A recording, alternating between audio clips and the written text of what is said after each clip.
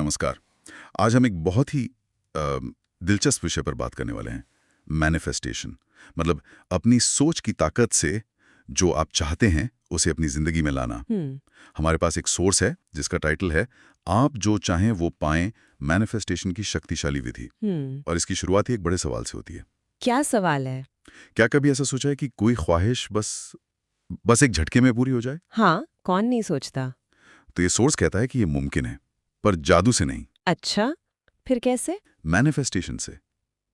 तो चलिए इस सोर्स में जो तरीका बताया है उसे थोड़ा गहराई से समझते हैं। बिल्कुल, ये समझना इंटरेस्टिंग होगा कि ये सोर्स विचारों, एहसासों और मतलब हमारी असलियत के बीच क्या कनेक्शन बताता है। हाँ, तो सबसे पहले सोर्स ये साफ करता है कि मैनिफेस्टेशन है क्या चीज। ये सिर्फ सोचना या सपने देखना नहीं है, अच्छा। बल्कि ये अपनी सोच, अपनी फीलिंग्स और अपने यकीन, इन सबको मिलाकर किसी चीज को अपनी जिंदगी में लाने का एक एक्टिव तरीका है। एक्टिव तरीका।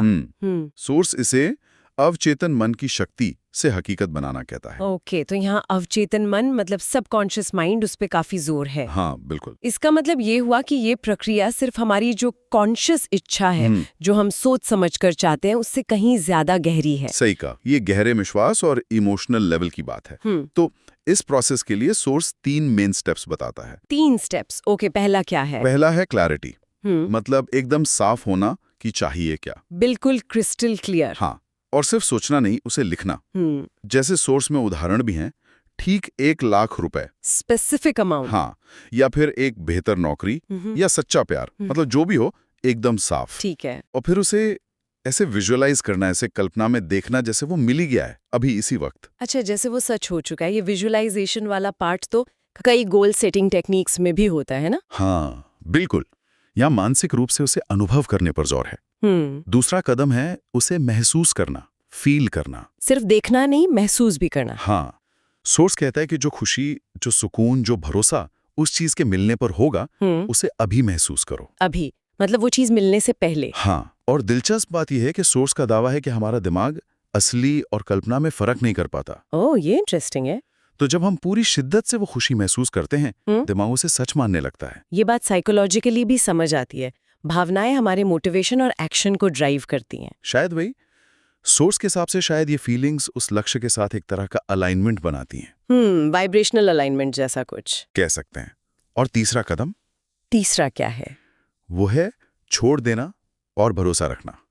Let go and trust.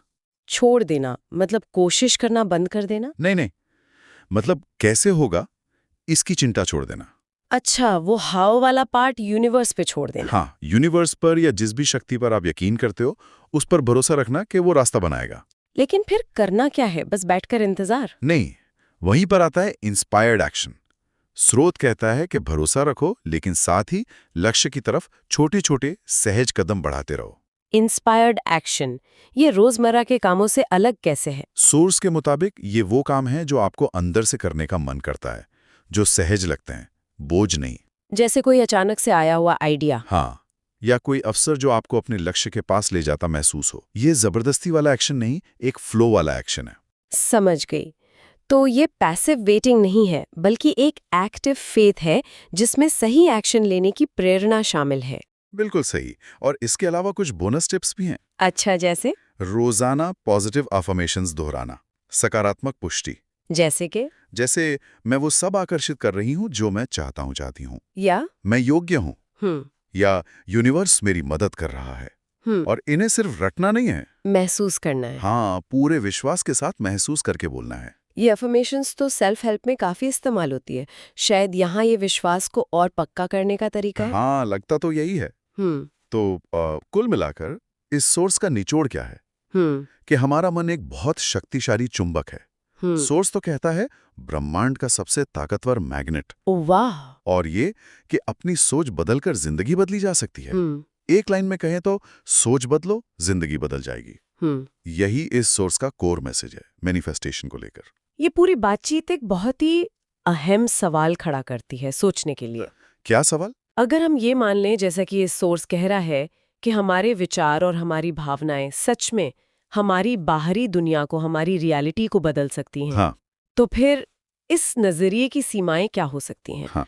कहाँ तक ये काम करता है और कहाँ नहीं, और इसकी संभावनाएं कितनी अनंत हो सकती हैं? ये वाकई सोचने वाली बात है। इसकी लिमिट्स क्या हैं और पोटेंशियल क्या है? बिल्कुल, ये कुछ ऐसा है जिस पर हमारे श्रोता भी खुद विचार कर सकते हैं।